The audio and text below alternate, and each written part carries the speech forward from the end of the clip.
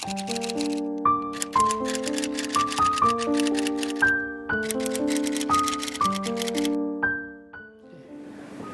kalau Muhammadiyah atau Tarji ya, menurut Tarji tentang kader Muhammadiyah itu memang sangat penting begini. Karena Muhammadiyah itu Majelis Tarji berangkat pada satu majelis yang berupaya untuk menghasilkan beberapa produk. Maka Majelis Tarji sangat berkepentingan dengan kader-kader Muhammadiyah, terutama kader muda ya. Karena sekarang ini kita dihadapkan dengan berbagai macam persoalan yang harus memiliki disiplin ilmu yang bermacam-macam. Nah, sekarang kan banyak ya problem itu, mungkin yang zaman sekarang dengan yang sebelumnya sudah berbeda. Maka di situ perlu adanya rekrutmen kader Muhammadiyah dari angkatan muda.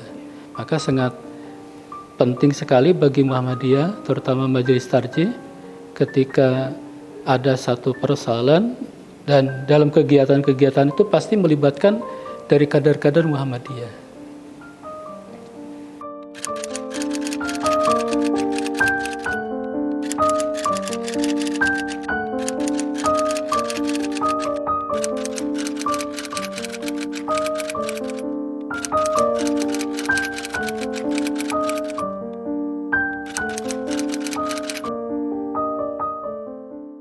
Kalau kami melihatnya pada letak bagaimana sosialisasi putusan dan fatwa.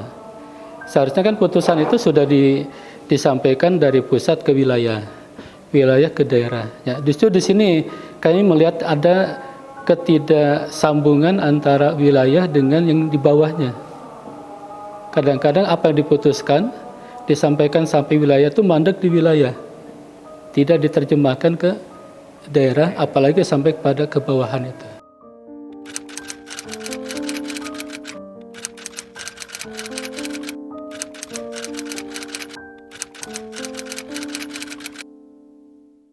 Muhammadiyah Majelis Tarji memperbanyak kegiatan-kegiatan dalam ketarjihan, sekolah tarji, kemudian kajian-kajian. Bahkan sekarang bukan istilahnya pengajian ya. Ini saya menyambut baik ya, kegiatan ini kan kajian, bukan pengajian. Kalau pengajian itu biarlah diambil oleh yang mereka itu, pengajian umum. Kalau kajian itu khusus mengkaji satu produk dari awal sampai akhir. Misal begini, mengkaji putusan Muhammadiyah tentang sholat. Bagaimana sholat menurut Muhammadiyah? Kita kupas tuntas dari awal sampai akhir. Berarti ini melakukan kajian putusan. Sekaligus nanti di situ ada sosialisasi ketarjihannya. Kenapa Muhammadiyah memutuskan cara takbirnya begini? Ini metodenya, ini pemahamannya. Ini sebenarnya ketika melakukan kajian itu sudah berkaitan dengan bagaimana bertarjih.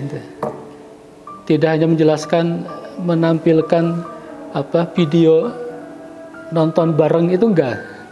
Nonton bareng iya. Tapi kenapa yang ditonton itu begitu? Nah, itu perlu dijelaskan.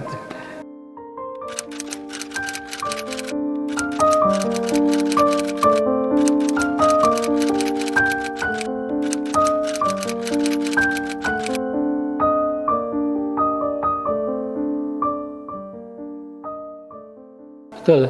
Sebenarnya salah satu yang menjadikan sumber untuk mensosialisasikan ketarjihan itu yaitu pondok pesantren. Dalam periode ini kemarin itu kita merasakan dan ada informasi. Jadi Muhammadiyah baru membentuk lembaga pesantren.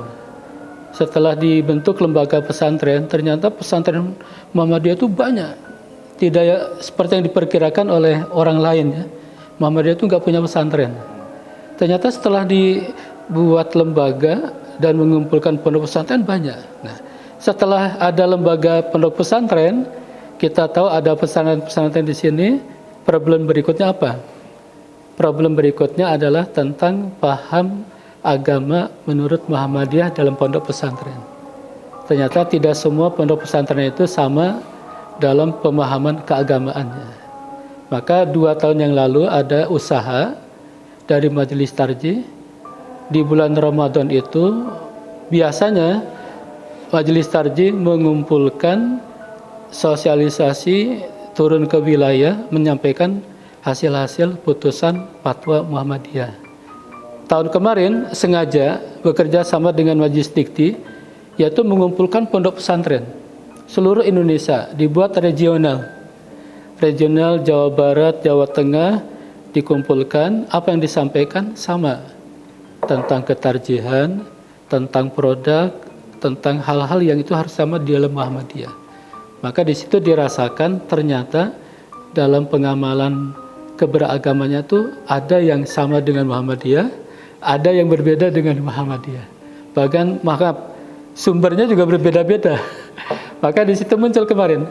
Karena ini penting bagi Muhammadiyah, terutama Majelis Tarjih ketika akan mensosialisasikan produk ini lewat jalur pendidikan, baik pesantren atau sekolah menengah dan sebagainya. Caranya dengan mengumpulkan tadi.